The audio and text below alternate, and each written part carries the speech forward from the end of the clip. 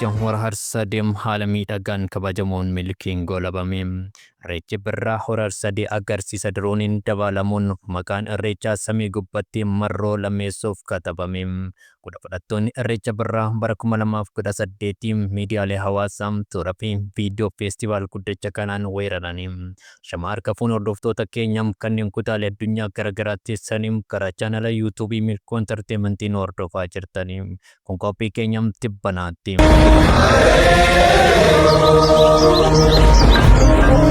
Tuulaan ganama Oromoo Irreechi wal'aansoo heddumachuun bara gara baratti ce'uun harree fi mul'atte feestivaal guddaa biyyaa ta'e. Kanaanis dhaloonni waan ofii beekee dammaqee hora irratti walga'e irreeffate. Maqaan Irreechaan fagaatee lagatti adiif gurraachis maree hojjechuun malkaa bu'e Oromoo waliin irreeffate. Maarree agarsiiftuun Oromoo calaqqinsa ba'a Irreechi teessoo ulfinaa yaabe.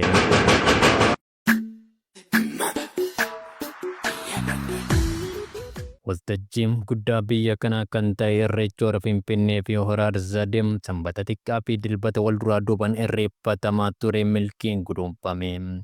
Kanaanis abbaan gadaa Tuulamaa Goobana Hoolaan ibsa miidiyaaleef kennaniin Irreechi Birraa bara 2018 milkiin xumuramu ibsaniin qooda fudhattoota Irreechaa hunduma galateeffatanii. Itti dabaluunis Irreecha bara kanaa duudhaa ganamaa isaa eeggateen bakka hirmaattonni sabaaf sablammoota biyyattii jiranitti golabbii argachuu himanii.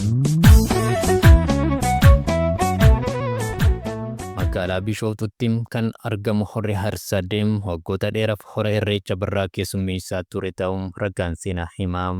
Irreecha Birraa hora Harsadeetti kabajamaatiin ture wal'aansoo hedduu keessummeessaa turuun isaa ni yaadatama. Keessumaayyuu ajjechaan jumlaa irreeffattoota hora Harsadee irratti humnoota mootummaa yeroo sanaatiin akka lakkoofsa faranjii bara 2016 gaggeeffame yaadannoo yeroo dhiyootti. Ta'us ulfoon Oromoo Irreecha hora Harsadee har'a wal'aansoo sana hunduma injifate. Wayita Birraan dhufuu horatti irreeffachuuf hunduu hawwiin eegu ta'e.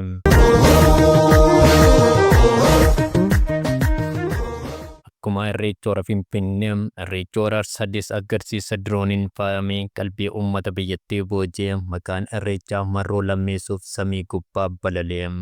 Garuu fi qarreewwan miliyoonotaan dhangala'anii sirbuun gammachuu isaanii ibsanii kaan isaanii fuula miidiyaalee hawaasaan ajabiyyaa Irreecha baranaa jechuun gammachuu isaanii qoodanii.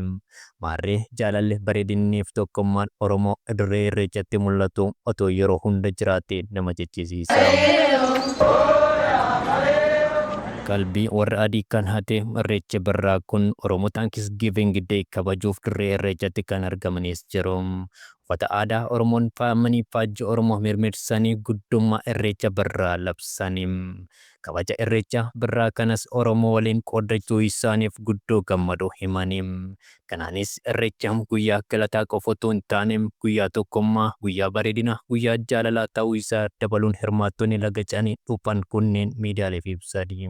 Maarree nutis maqaa qophii keenyatti badhaan hirmaattota Irreechaa kanaan galatoomaa jenna.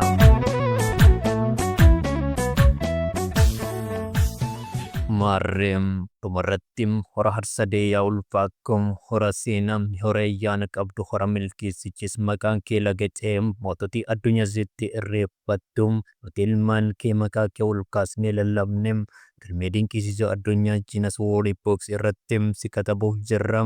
Yaa hora seenaa yaa hora ulfom hora Harsadee baga kootaate jechuun qophii keenyatti banaa golabuuf dirqamna.